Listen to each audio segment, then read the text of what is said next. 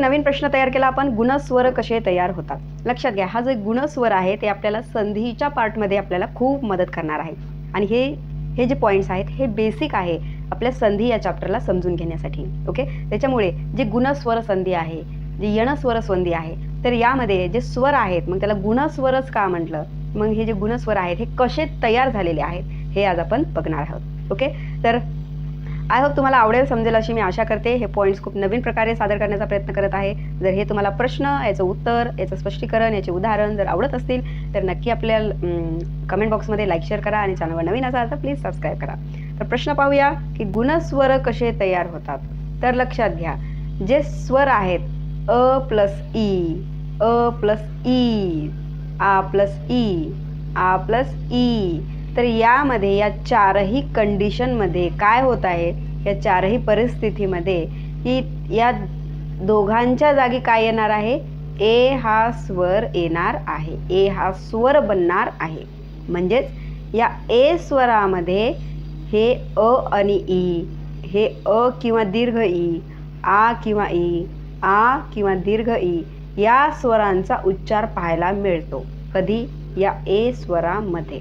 Okay, या चारही कंडिशनमध्ये, या चारही परिस्थितीमध्ये या दोघांच्या एकत्रीकरणातून जो स्वर तयार होणार आहे त्याला ए असे म्हणायचं. ओके, तर सूत्र कसं बनू शकतं मग याचं, तर लक्षात घ्या, अ किंवा आ, ओके, अ किंवा आ प्लस ई किंवा ई यांच्या एकत्रीकरणातून काय बनणार आहे, ए हा स्वर बनणार आहे.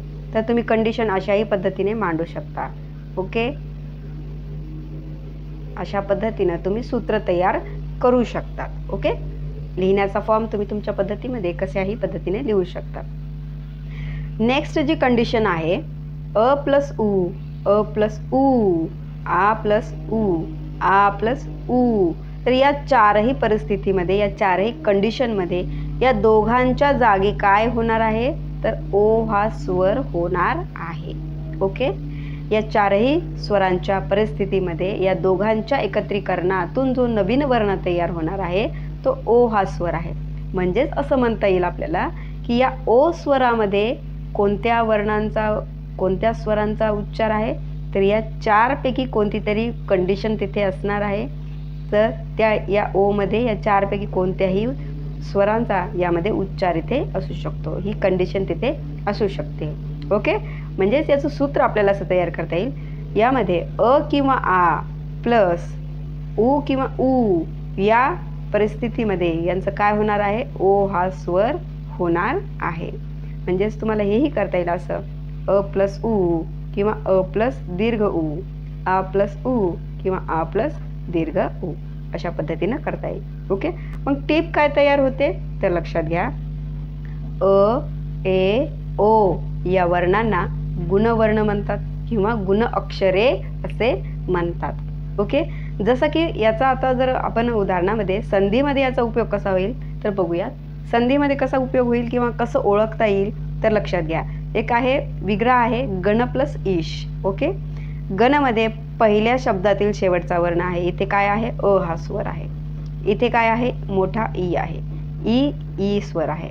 आता अ प्लस ई या दोघांच्या कंडिशनमध्ये काय होणार आहे, इथे अ प्लस ई ही कंडिशन आहे, दीर्घ ई, तर इथे काय आहे, अ प्लस ई ही कंडिशन आहे. परिस्थिती कोणतीही असो काय बनणार आहे, ए बनणार आहे. मग या ठिकाणी ए बनलं, या दोघांच्या या दोन स्वरांच्या एकत्रीकरणातून काय बनला, ए हा संयुक्त स्वर बनला. आता ए ची मात्रा काय आहे, अशा पद्धतीने आपण ए ची मात्रा देत असतो. मग लक्षात घ्या, जी संधी आहे ती कशा पद्धतीनं काम करत असते, तर गण प्लस ईशचं काय झालं, मग गणेश झालं. ओके, आता या ठिकाणी हा जो अस्वर आपण इथून बाहेर काढला तर इथे काय राहिलं, हलंत न राहिलं. मग जे हलंत न आहे ते या हलंत न ला कोणी पूर्ण केलं, तर ह्या ए ह्या स्वरानं पूर्ण केलं. ओके, लक्षामध्ये तुमच्या. मग या हलंत न ला ए स्वरानं पूर्ण केलं तर तो कोणत्या फॉर्ममध्ये आला, मात्रेच्या स्वरूपामध्ये आला.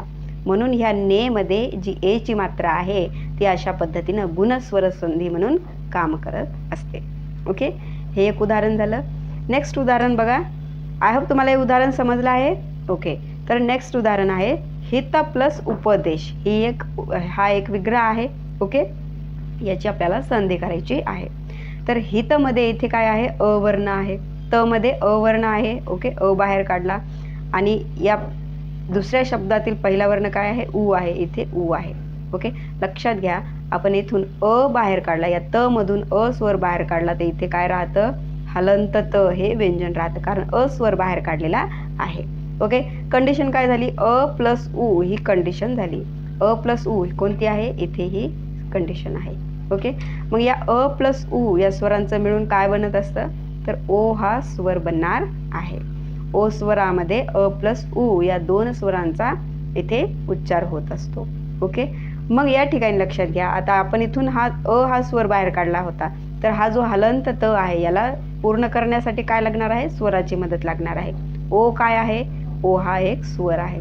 मग या हलंत त ला ओ स्वराने पूर्ण केलं तर हे कशा फॉर्ममध्ये लागणार आहे, मात्रेच्या फॉर्ममध्ये लागणार आहे. ओची मात्रा कोणती आहे, ओची मात्रा ही आहे. ओके, म्हणून या ठिकाणी जो हितोपदेश ही संधी झाली, तर हा जो तो आहे, तर या तो मध्ये या ओची मात्रा इथे जोडण्यात आलेली आहे.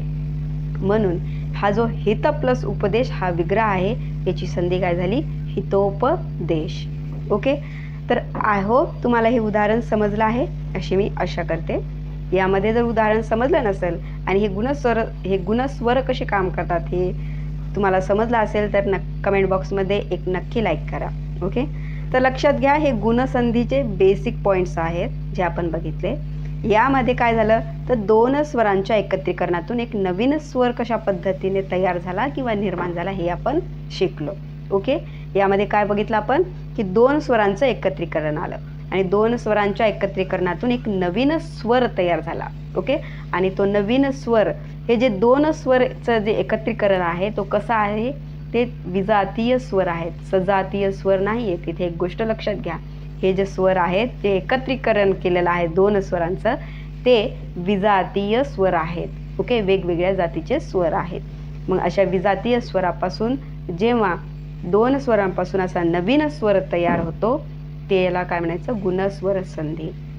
त्यामध्येही जे अ ए ओ हे वर्ण काय आहेत, हे गुणवर्ण आहेत. ओके, या गुणवर्णांनाच गुणस्वर संधीमध्ये आपल्याला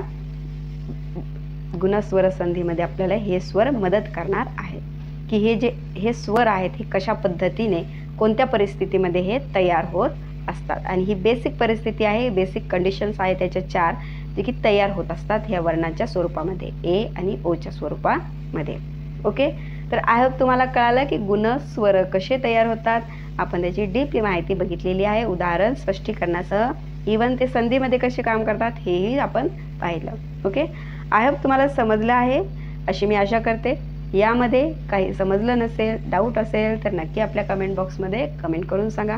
आवडला असेल तर नक्की लाईक शेअर करा. चॅनलवर नवीन असाल तर प्लीज सबस्क्राईब करा.